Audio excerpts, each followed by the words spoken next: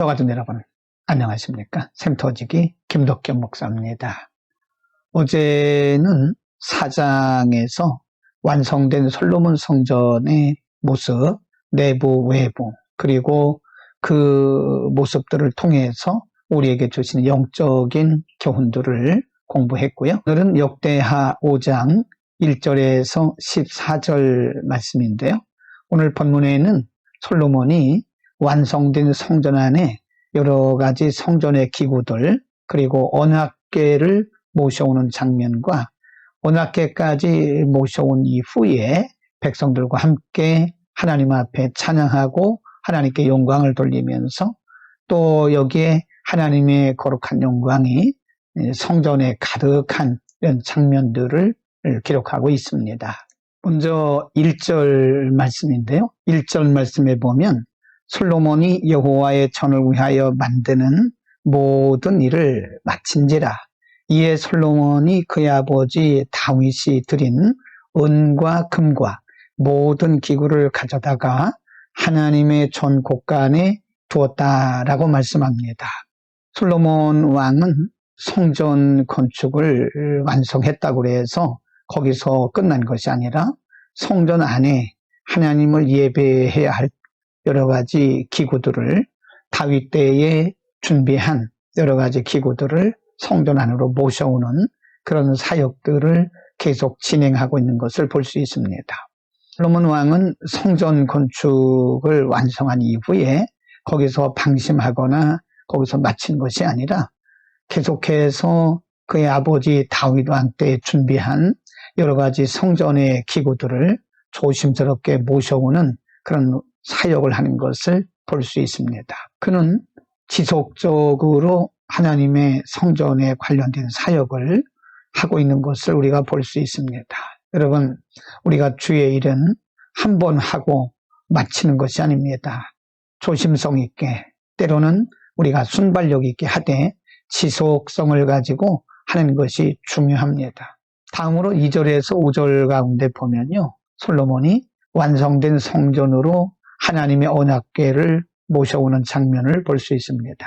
2절에 보면요, 이에 솔로몬이 여호와의 언약궤를 다윗성 곧 시온에서부터 메어 올리고자 하여 이스라엘 장로들과 모든 지파의 우두머리 곧 이스라엘 자손의 족장들을 다 예루살렘으로 소집하니 3절 일곱째 달 절기에 이스라엘 모든 사람이 다 왕에게로 모이고 4절 이스라엘 장로들이 이름에 레위 사람들이 궤를 메었다.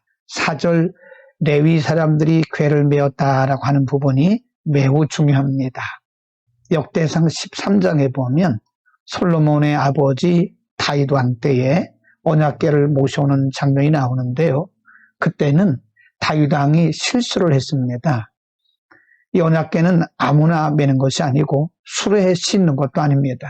그런데 다윗 왕 때에 언약궤를 수레에 싣고 오다가 하나님께서 우사를 현장에서 죽이시는 그런 장면을 볼 수 있는데요. 솔로몬은 그때를 생각하면서 실수하지 않기 위해서 하나님의 규례대로 레위인들을 통해서 언약궤를 메어오는 장면을 우리가 볼 수 있습니다. 여러분, 우리는 역사를 통해서 배워야 합니다. 역사가 거울입니다. 잘못된 역사는 반복하지 않는 것이 지혜입니다. 아버지 때에 실수했던 것을 반복하지 않기 위해서 솔로몬은 하나님의 규례대로 레위인들로 하여금 언약궤를 모셔오게 했던 것입니다. 이제 11절에서 14절 가운데 보면 언약궤까지 모셔온 솔로몬은 이제 모든 백성들을 함께 모아서 하나님께 찬양하는 그런 모습을 볼 수 있습니다. 11절에 보면 이때에는 제사장들이 그 반열대로 하지 아니하고 스스로 정결하게 하고 성소에 있다가 나오매 노래하는 레위 사람 아삽과 헤만과 여도둔과 그의 아들들과 형제들이 다 세마포를 입고 제단 동쪽에 서서 재금과 비파와 수금을 잡고 또 나팔 부는 제사장 120명이 함께 서 있다가 13절 나팔 부는 자와 노래하는 자들이 일제히 소리를 내어 여호와를 찬송하며 감사했다라고 말씀하고요.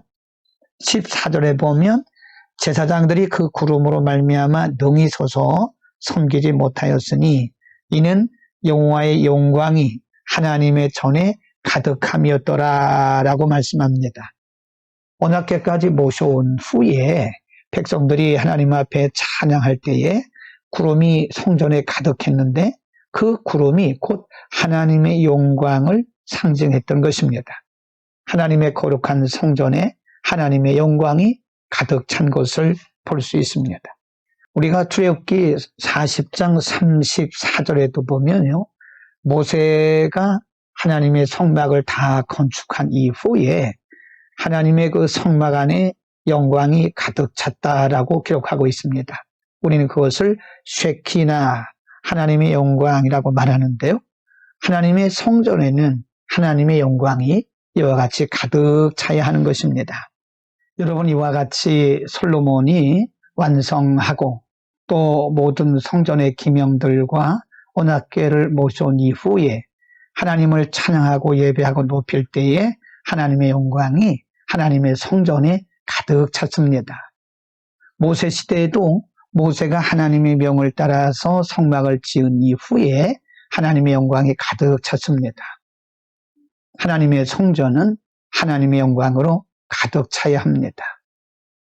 오늘날 모든 교회들도 하나님의 영광으로 가득 차야 됩니다.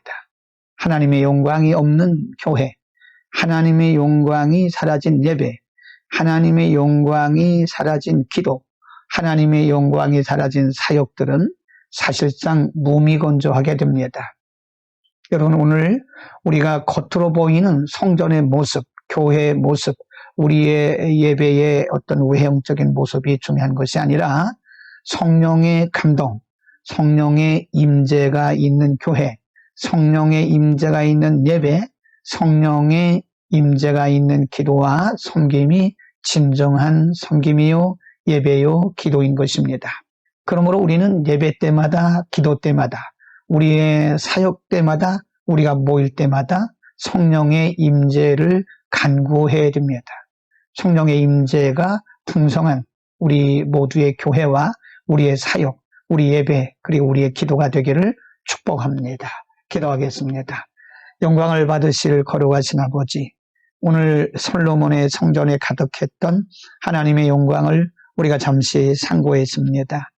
겉으로 나타난 아름다운 성전이 중요한 것이 아니라 하나님의 영광의 임재가 더욱더 본질적으로 중요한 것임을 우리가 압니다. 우리가 섬기는 교회마다, 우리 예배 때마다, 우리의 기도 때마다 거룩한 영광의 임재로 풍성하고 충만하게 하옵소서. 예수 그리스도의 이름으로 기도드립니다. 아멘.